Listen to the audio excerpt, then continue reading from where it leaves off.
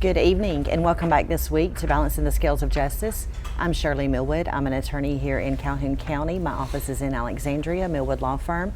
I've been practicing law in Calhoun County for nearly 15 years now and have practiced across the state of Alabama and handled legal matters in a multitude of areas of law, in state court, probate court, municipalities, administrative law,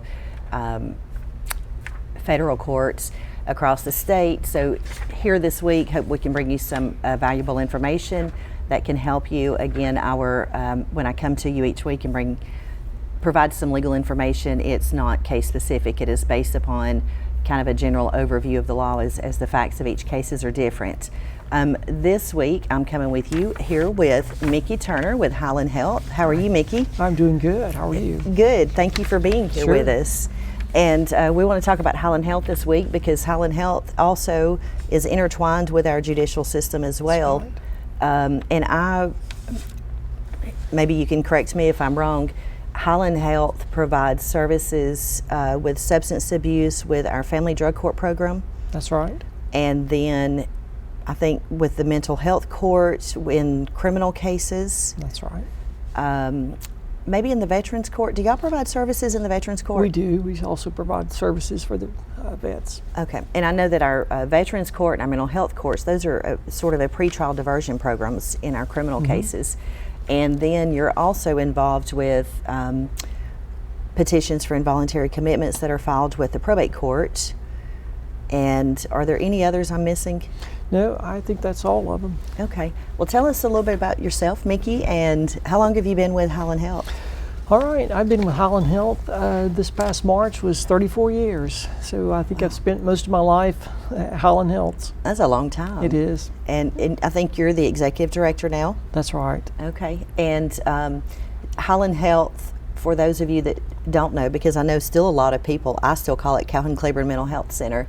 I still have a hard time with that transition, That's even though right. I've been involved for a long time. But you used to be Calhoun-Cleburne Mental Health Center. That's right. We started out in 1967. There was a bill called the Act 310 that was passed by Alabama legislation that put community mental health centers in place throughout the state. And so in 1967 we started, and we were a private nonprofit until 1972, and in 1972 we became a public nonprofit. And so we stayed with that name until 2015.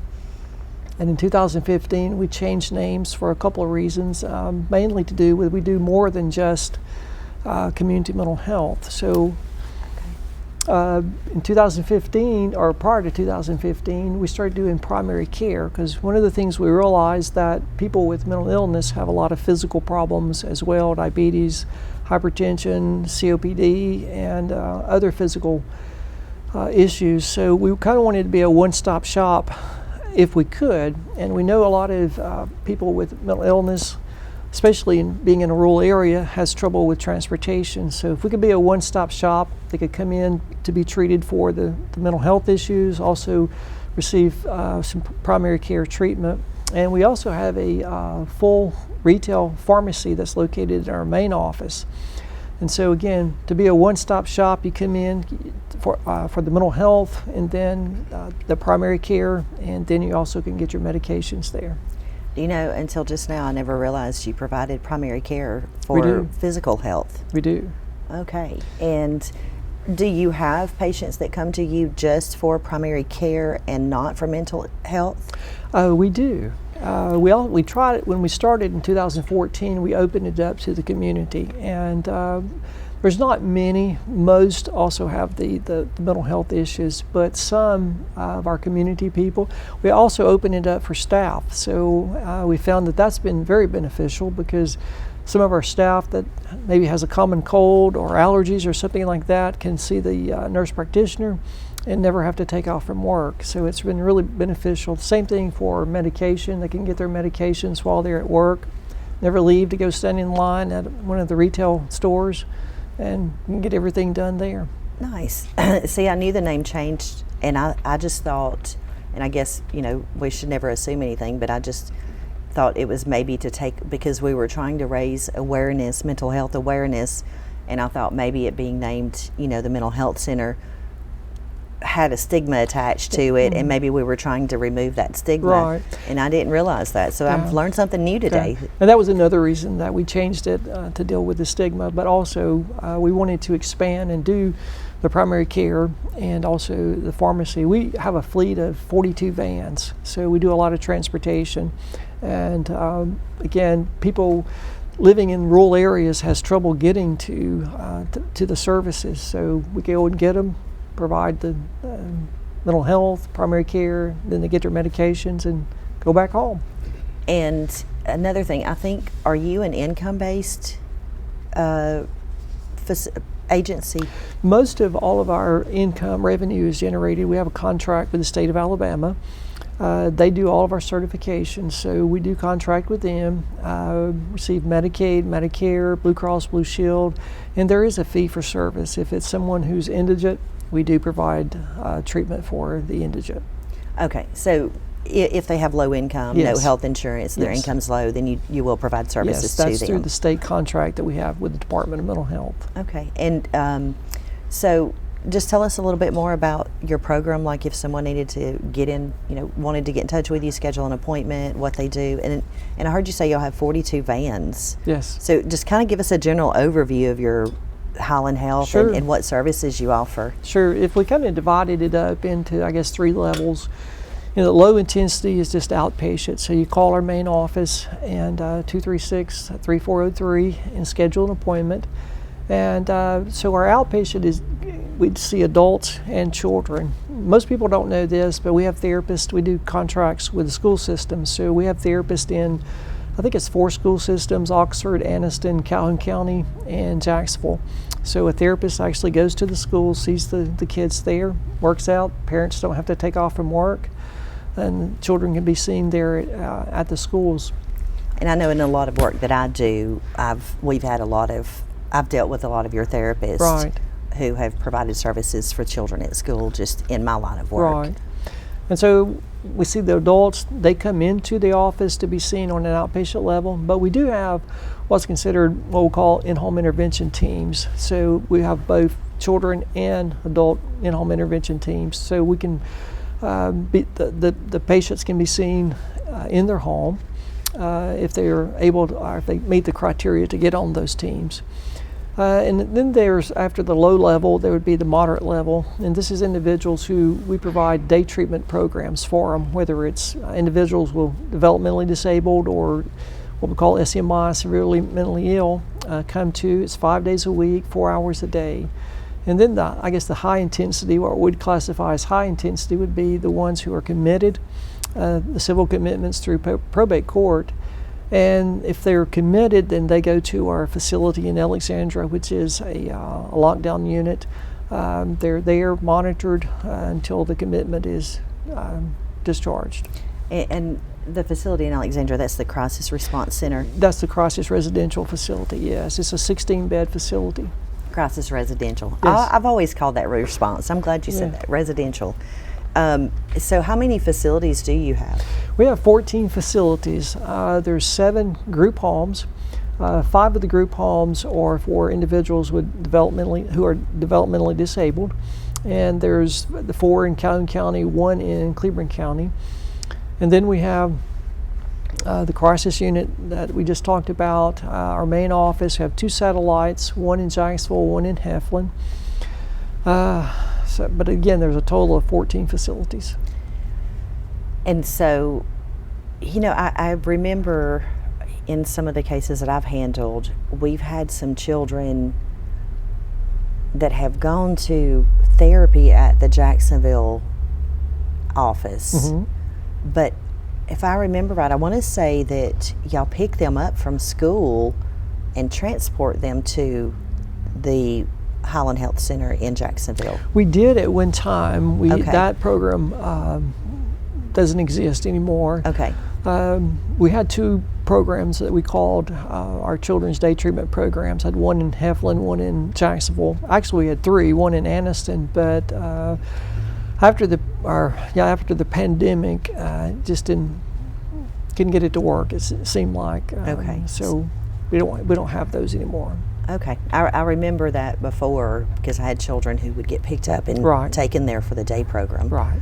And so, do y'all, when you were talking about picking people up, I mean, do you pick them up and take them to the facility, Yes. or do y'all treat people at home sometimes? Well, the in-home intervention teams, they do treat them at home. It's usually a couple people on the team, a therapist, usually a case manager, and we do treat them in home if they meet the criteria for those in-home intervention teams. The others we pick up from their home, bring them to the clinic that they're treated at, and then transported back home, or either to our group home. So, if someone needed an appointment or needed to come in for your services, I know you said earlier, call 236-3403. Mhm. And approximately how long does it take someone to get an appointment scheduled? Well, if it's an emergency, they can walk in immediately. Okay. They just walk in. They have to wait for a little bit, for an hour or so, or to be seen. We like to keep our appointments within a couple of weeks to be seen. Once you make that appointment, doesn't always work out that way, but we try to. Okay. And what information do they need when they call? Just give their name and their Yes. appointment time, insurance if they have it? Yes. Yes. Okay. The receptionist, they have some standard questions they ask just for the intake process, but they'll go through that with the patient and then tell them what they need to bring on the day of, and they come in and meet with the therapist, and intake is done. If they need to see the doctor, the psychiatrist, we'll schedule that appointment. If they need to be seen primary care, we can schedule that as well, and move forward from there. Nice. How many employees do you have? We have about 200 average. Before the pandemic, we had about 230. Since the pandemic, it has gone down. We just have a difficulty hiring people, keeping people. I mean, I think everybody else has the same problem as we do, but we employ nurses, RNs, LPNs, what we call mental health workers. Other places may call them a CNA. We have therapists who are master's level. We have case managers and who are bachelor's level. Awesome. And I think we're about to take a quick commercial break. Okay. So not just yet. I was a little bit quick on that. How many patients are? I'm sorry. How many? Sorry. You're good. How many consumers are served by Highland Health annually? We serve some years 5,500, some years 6,000. So it just, there's between, I'd say 5,500 and 6,200, something like that. That's a lot. Mhm. That's a lot. Okay, so are we ready now? All right, we're taking a commercial break. We'll be right back. Y'all come back and join us in a minute.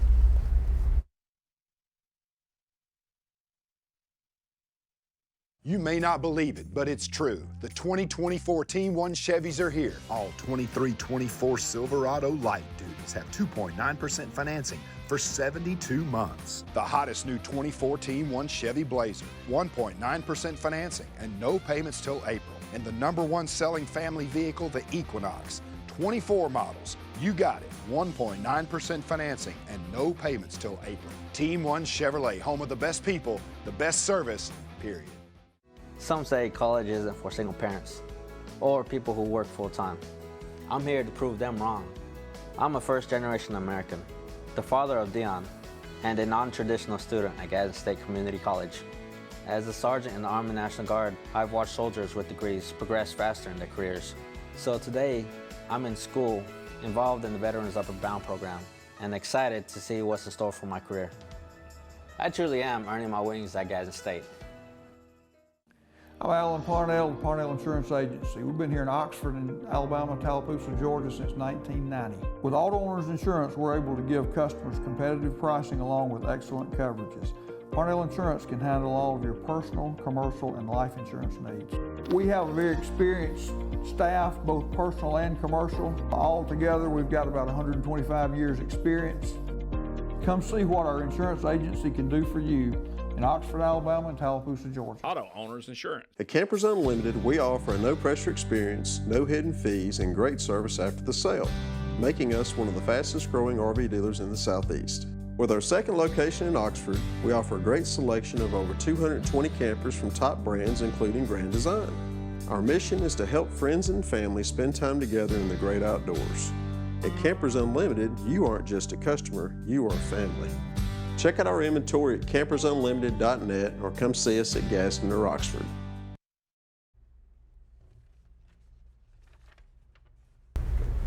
Welcome back from our commercial break. We had a little blooper right before there, and I was headed to commercial break too soon. But anyhow, we are back now, and Mickey, thank you again for being here with us this afternoon. Mickey Turner, Executive Director with Highland Health. And so when we went to break, we were talking about some of the services that are offered at Highland Health. And one of the things you talked about was the developmentally disabled, that y'all have a program for that. Is that like an in-home residential? Yes, we have 5 group homes, and located, 4 of them are located in Calhoun County, 1 in Cleburne County, and the beds range from 6 to 12. Or the homes range from 6 to 12 individuals in those. We have 2 habilitation day programs where during the day they go there, maybe learn just basic living skills, maybe how to, to bathe, how to wash their clothes, those kind of things, and then they're transported back to the homes for the evening. But also try to get them out in the community to learn different things through being out in the community. So I previously represented an individual. He had no family, and he was developmentally disabled. And he was out at Duke School, which I know y'all no longer have that. Right, we consolidated it with the one on Coleman Road called Action. Okay, and I went out there, and you have a whole team. Like there was a whole team he had a whole team assigned to him, a social worker. Anyway, he didn't have family, and so I had got appointed by the court to serve as his guardian because there was no one else to make decisions for him. And so, I attended some of those meetings, and the very first time I went, I was really amazed at the number of individuals that were assigned to his team. There was social worker, there was someone checking, his physical health, and just a whole combination. And I was really amazed by that and very impressed with it. And I was really impressed that they were able to just live there, and not have to worry about living somewhere else. So I think that's a wonderful thing, especially for individuals like him that didn't have any family to take care of them. And we often see that a lot of times where they don't have the family to take care of them, because there's a lot of needs with someone who is developmentally disabled, a lot of physical needs as well. And so as their parents get older, they're not able to take care of them. So we do take those into our homes. They have to get on the waiver system through the state, and once they're on it, then they're eligible really to go anywhere in the state. We try to keep them local, but sometimes it doesn't happen. Is that what you call the Medicaid waiver? Yes. Okay. And do y'all have a wait list for residential beds currently? The state controls that, so they do have a waiting list. It's thousands to get on that, or to get moved up to where they can get the treatment that they need. But that's not something you control. That's just state controlled. That is state controlled. Okay. We have nothing to do with it. I mean, other than we get them on the list. Once they're on the list, then they wait their turn to get moved up. And so, like the crisis residential facility that you have, those are for the seriously mental ill who've been committed by the probate judge. Correct. Is there another facility where individuals may be sent to if the probate judge determines that they're mentally ill and it's in need of inpatient commitment? There's other facilities in the state. I think it was 2014, the state started closing a lot of the state hospitals, and they left open Bryce and Taylor Hardin. I think there's 268 beds at Bryce. I'm not sure how many beds is at Taylor Hardin. Taylor Hardin's are for those who are sent by the courts to determine if they can stand trial and so forth. So in 2014, they closed 3 hospitals in the state, one in Greer, Searcy, and the one in North Alabama, which was in Decatur. They closed those, and then they started putting facilities like we have in Alexandria, the crisis residential program, they started standing those up in different communities. So that's how we ended up with this one. Okay.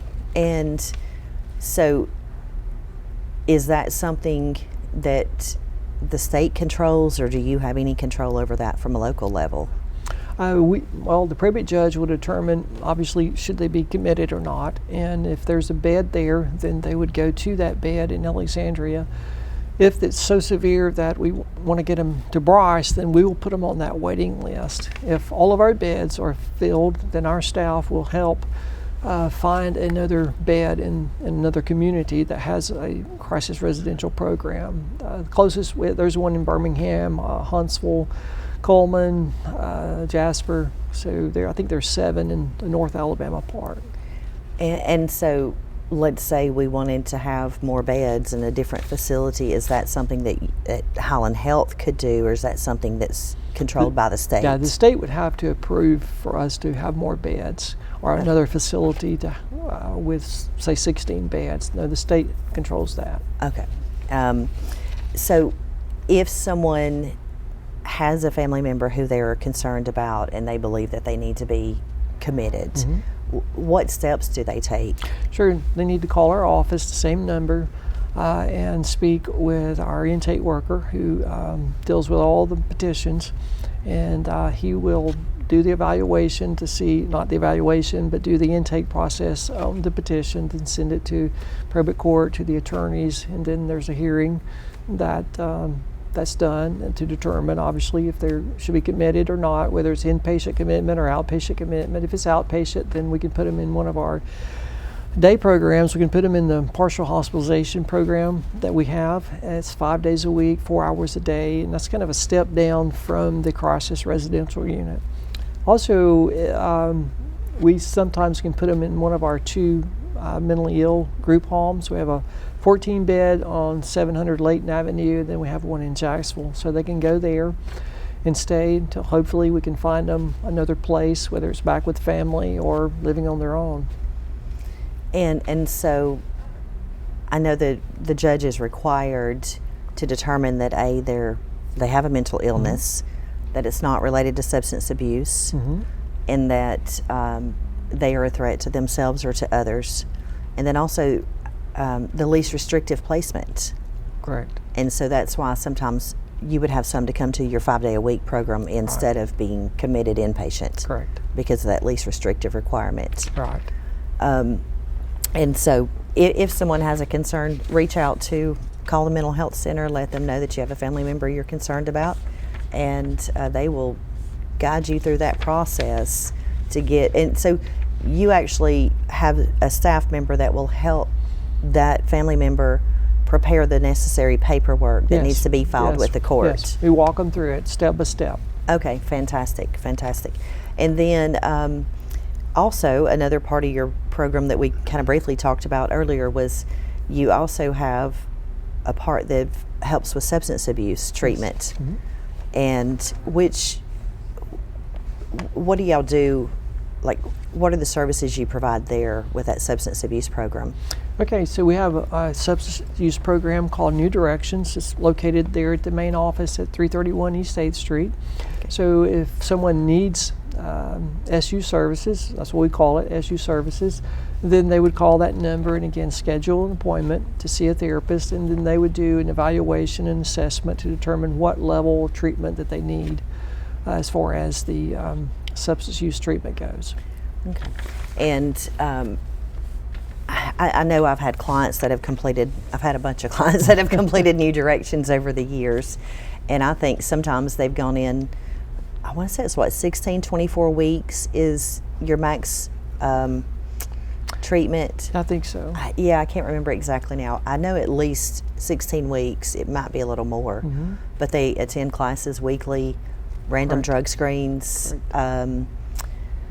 Oh Lord, I can't remember what all they do. They group counseling, and of course, y'all provide certificates that they can provide to the court.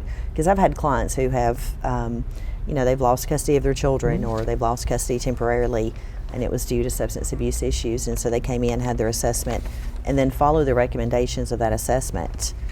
And I know I've had, clients before who maybe just tested positive for marijuana, and they say, well, it's just a recreational use. It's not anything that I have a problem with. And they come in for an assessment, and they end up going through a few classes or whatever. And I know it's determined based on the results of that assessment. Right. But in my dealings with working with a lot of dependency cases, I see a lot of your staff quite frequently through our family drug court program. And so, and I'll chat about this for just a minute because I'm there more frequently, but when DHR remove children from a home and it's due to drug use, then they will send them for an assessment. And then when they have that assessment done, based upon that, the recommendations of that assessment, it'll determine, as far as not necessarily with new directions, but with our family drug court program, and it'll determine if they need to complete an 18-month program or if they need to complete something less restrictive. And generally that's when they're going to look at new directions for something less restrictive. But anyway, during the 18 months there are 3 phases, and they'll come in and they'll, the client will start the program. They're subject to random drug screens. They have to, they'll have parenting classes, they have substance abuse counseling, they have group counseling.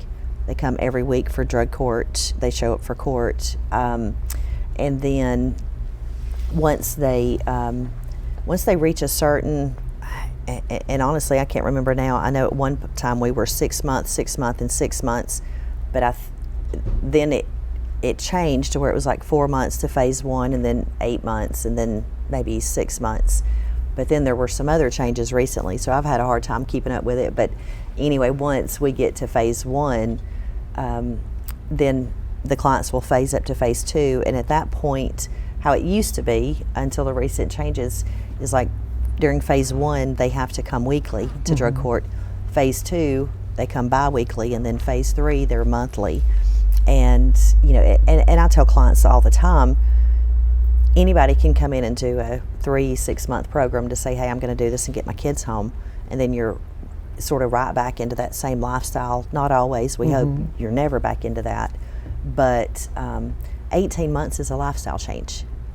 So by the time someone finishes 18 months, like they have turned their whole life around and become accustomed to living this life free of abusing substances, which is great. But Mickey, tell us about y'all are a nonprofit, right? That's correct. I know I heard you say that in the beginning. And so what do you rely on for funding for your programs and the services that you all offer? Right. Again, we have a contract with the state of Alabama through the Department of Mental Health that we receive funding, and that helps cover the indigents, individuals who are classified as indigent. And then Blue Cross Blue Shield, Medicaid is big, and then some Medicare. Do you accept private donations? Absolutely. Like from individuals or businesses or corporations or anything of that sort? Okay. And I know I recently had gone out to the Crisis Response Center. I keep calling it the Response Residential Center. And, and I had talked to you about maybe seeing if we could get some blankets or clothes or something to kind of help the facility. Is that something that y'all would welcome? Sure. So y'all know spring is ending, summer's about to be here. It's time to start folding your blankets and putting them away. Now would be the perfect time, instead of finding a place to store them, drop them by. Could they drop them by to the Highland Health on Coleman, not Coleman? At 331 East 8th Street. Yes, there you go. Yes, drop them by. That would be great. And Mickey, thank you so much for being here. Very informative. Thank you for having me. Y'all, thanks for tuning in this week, and we will see you back next week with Balancing the Scales of Justice.